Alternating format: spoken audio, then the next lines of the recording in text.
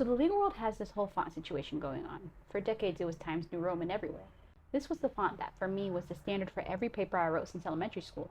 But the legal world has been moving on to Century School Book, which the Supreme Court mandates for their briefs. They say it's the best for readability, but I think it looks childish, kind of like those books that taught you how to write your ABCs.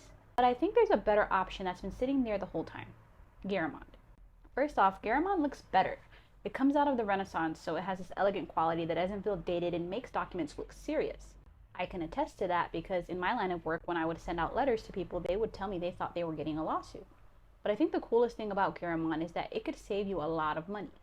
A 14-year-old from Pittsburgh named Suvir Mirachandi did the math and figured out that if the federal government switched from Times New Roman to Garamond, they'd save almost $400 million a year on ink. Why? Because Garamond's letter forms are narrower, they use less ink per page, and when you're printing millions of government documents every year, that adds up. Century School Book and Times New Roman are like the gas-guzzling SUVs of fonts. And 99% of government documents aren't even bound by those court mandates.